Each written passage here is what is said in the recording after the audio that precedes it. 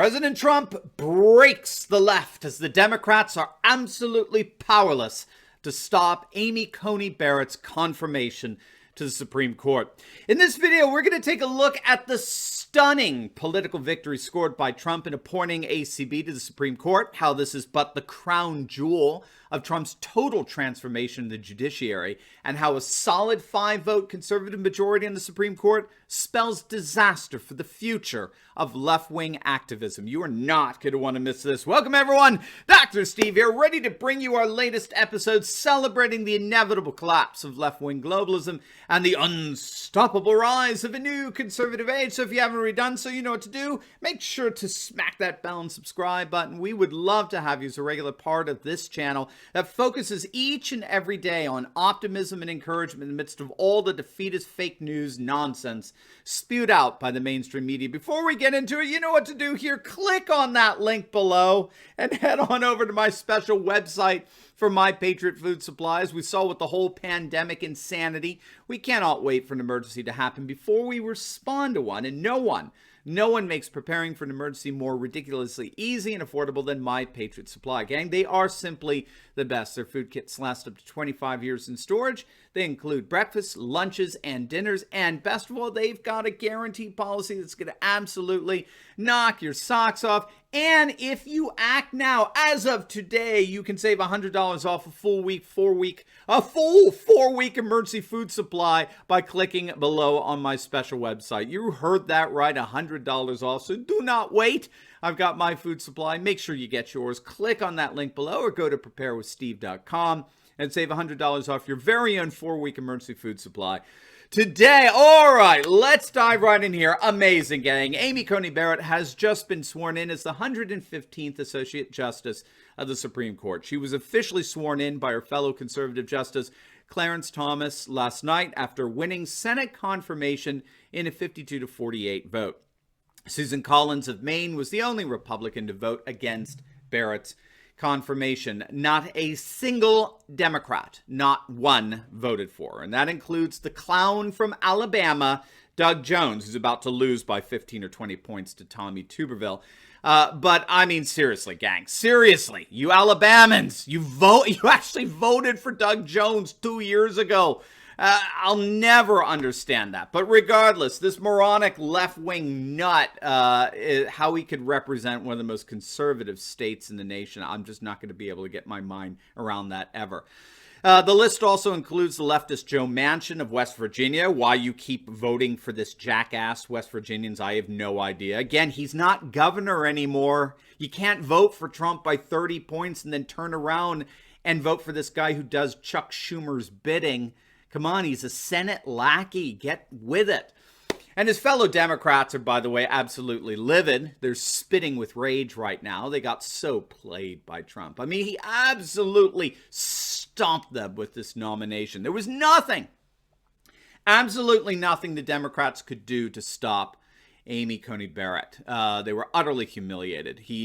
Trump made them, he made them into lampoonish cartoon characters, right? He poked their eyes, he painted their tongues green, he pulled their underwear over their heads. You know, this was just a total Three Stooges moment. It was just a masterclass in how to defeat and humiliate your opponents. And so Democrats are absolutely livid. They're spitting mad. And that includes, of course, the Democrat media, the mainstream Marxist media, the left-wing activists disguised as journalists, the hecklers disguised as reporters are so upset. They're so shell-shocked by what happened that they're actually going to Nancy Pelosi, perhaps the single most irrelevant person on the planet regarding the Supreme Court.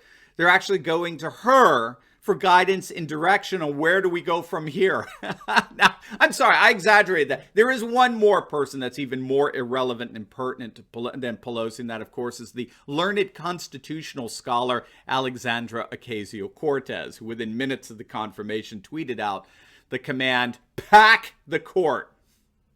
What utter clowns. Alas, it's all for naught. None of it matters now. Amy Coney Barrett is now the 5th official conservative on the Supreme Court. She is now officially made Chief Justice John Roberts, the most irrelevant human on the planet. ACB joins the 4 other conservative justices, Thomas Alito, Gorsuch, and Kavanaugh, to form a solid conservative majority. Now, I need not tell you that conservatives have been waiting for this moment for nearly 70 years, since the days of the Earl Warren Court, going all the way back to the 1950s. That's when the era of judicial activism formally began. Remember, virtually every action to secularize our nation, from expelling the Bible and prayer from our public schools to Roe v. Wade, which didn't simply legalize abortion, it mandated abortion. It mandated abortion in all 50 states. No state has been allowed to shut down its one and only lasting abortion clinic, which is getting close to 10 states right now, down to their last one. No, from expelling Christianity from our public schools to the mandating of abortion in Roe v. Wade to the legalization of same-sex marriage, this has all been forced down our throats through the Supreme Court. For 70 years, the Supreme Court has been a sort of super legislator for the political left, an omnipotent, unchallengeable enforcer of left-wing secular cultural Marxist sentiment. It's been the one thing, and really, when all is said and done, the only institution that liberals could ultimately, consistently rely on to enforce left-wing orthodoxy down the throats of the vast majority of the American people, especially those who live in the heartland, the people of, Pennsatucky, as it were. It was that one institution, the Supreme Court, that leftist tyrants could rely on to shove their secular globalist left-wing ideology down our throats. And now, with the seating of Amy Coney Barrett, they have now officially lost it. It is gone. It's been taken away from them, and they know it. And they have Donald Trump to thank for it. The fifth conservative vote has now been seated on the Supreme Court for the next generation. And how do you think it's going to rule from now on? What do you think the rulings are? Think about, what do you think will be the fate of left-wing judicial activism in the lower courts from now on? How do you think any left-wing liberal activist cause is going to fare at the level of the Supreme Court from now on? I mean, quite literally for the next generation or two, with a solid 5-seat conservative majority. Actually, it's even worse than liberals can imagine. You're not going to believe what President Trump did. But first, I want to personally invite you to our special On the Brink Benefit Conference. It's our online conference on Saturday, October 31st, this Saturday, featuring me and Red Eagle Politics, which is an awesome poll analysis channel that you will definitely want to check out. Now, the virtual conference is going to help you think better and therefore feel better about November 3rd and beyond.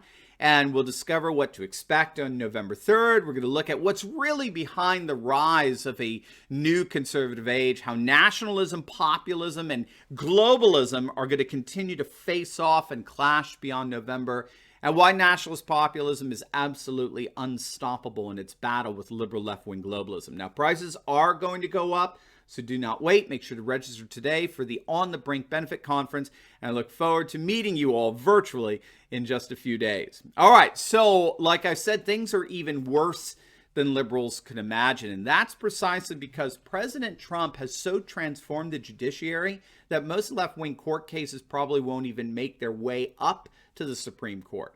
I mean, you may not know this, but President Trump has appointed more federal appeals court judges at this point in his presidency than Barack Obama and George W. Bush appointed combined. Okay, now if you don't know, federal appeals court judges are the powerful judges who sit just below the Supreme Court level. No president has even come close to appointing as many judges, appeals court judges, as our dear President Donald Trump at this point in his presidency. And who are these judges? Well, President Trump has been working closely with advisors from the Federalist Society, particularly the conservative Leonard Leo, to appoint conservative originalist judicial nominees who will apply the law as it was originally written, rather than the ways in which liberal ideologies seek to twist it and use it for political purposes. If you're not familiar with the Federalist Society, it is the premier conservative judicial society in the nation that's helped to seat 4 Supreme Court justices. The most noteworthy, of course, was the great Antonin Scalia, most recently Neil Gorsuch, Brett Kavanaugh, and now, of course, the Honorable Amy Coney Barrett. So simply put, because of President Trump's commitment to nationalist populist conservatism, unwavering commitment, appointees from the Federalist Society are poised to take over the entire federal judiciary for decades to come. The average age of Trump's nominees is around 48. It's about 7 years younger than the average age of President Obama's nominees. So that means, on average, Trump's court nominees will end up serving longer tenures than Obama's appointees. And so, with the confirmation of our new Honorable Supreme Court Justice Amy Coney Barret, after 70 years of waiting and praying, after 70 years, we now officially and formally have a solid conservative 5-vote majority in the Supreme Court for the next generation. We can now bid farewell to all liberal judicial activists in our nation. Bye-bye. We can bid farewell to the ACLU. They certainly will not be missed. We bid goodbye to any and all radical legal activists. We bid goodbye to the decades of liberalism being shoved down our throats. The political left has now officially lost. They have officially lost their one go-to reliable institution to enforce their Marxist worldview down the throats of the vast majority of the American people that want absolutely nothing to do with it. It's over. The era of left-wing liberalism is over. We are entering into a new conservative age. We will look back on these last 7 decades as one of the bleakest, direst moments in our nation's history.